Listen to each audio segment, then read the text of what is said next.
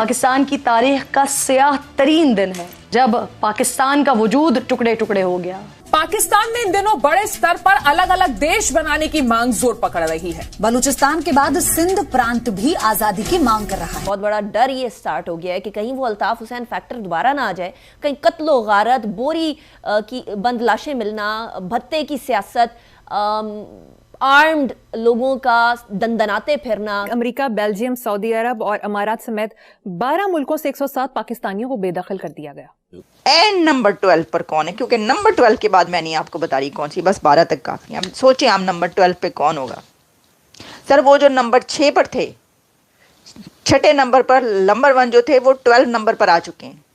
12वें number पर पाकिस्तान की military आ चुकी है। क्या होगा? यही होगा जो हो रहा है। पाकिस्तान के कब्जे वाले कश्मीर में आज़ादी की मांग तो पिछले कई वर्षों से उठती आई है, आप सब इसके बारे में जानते हैं। लेकिन अब आज़ादी की ये आग पाकिस्तान के सिंध प्रांत में भी फैल गई है। अभी दरमियान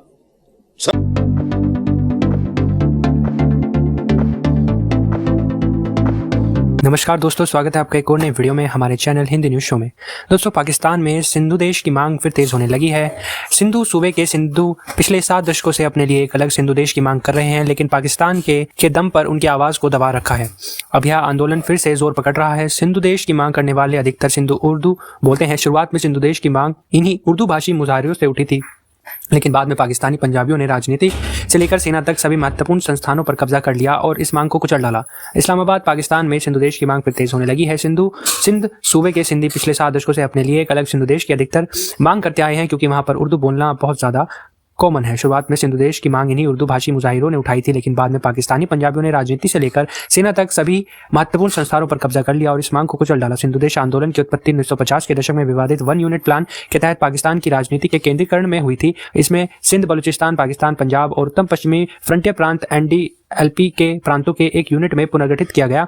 अत्यधिक केंद्रीकरण का यह निरंकुश कदम 1970 तक जारी रहा, जब जनरल यादा खान के नेतृत्व में सेना ने सत्ता संभाली। इससे सिंध के लोगों में व्यापक आक्रोश फैल गया और देश में क्षत्रिय स्वायत्तता और फेडरलिज्म की मांग उठने लगी। सिंधी राष्ट्रवादी इस अवधि को अपने इतिहास का सबसे काला युग मानते हैं, क्योंकि इस दौर से शुरू हो गई थी मुजाहिर सिंध की राजधानी कराची का आकार बस एक उसका स्थानीय सिंधियों के साथ दुश्मनी शुरू होने के साथ शुरू हुआ। सिंधियों ने सरकार के इस कदम को कराची की जनसंख्या में परिवर्तित के तौर पर देखा। पाकिस्तानी सेना और तत्कालीन सरकार के इन कदमों को सिंध के निवासियों ने एक बड़े भेदभाव के तौर पर देखा और उनके भीतर असंतोष और ज्यादा गहरा हो गया।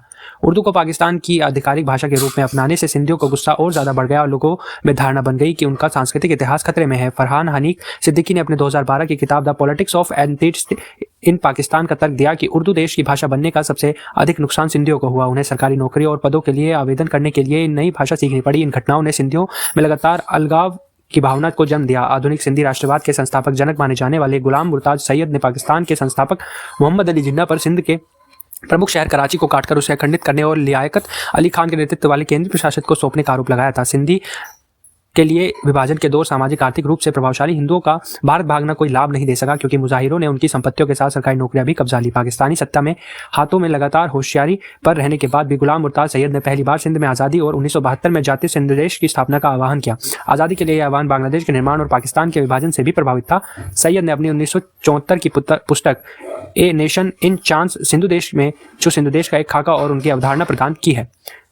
धन्यवाद दोस्तों, आज का वीडियो अगली बार फिर मिलते हैं वीडियो के साथ। तब तक बने हमारे साथ। चैनल को लाइक शेयर सब्सक्राइब कीजिए। धन्यवाद। जय हिंद, जय भारत, जय श्री राम।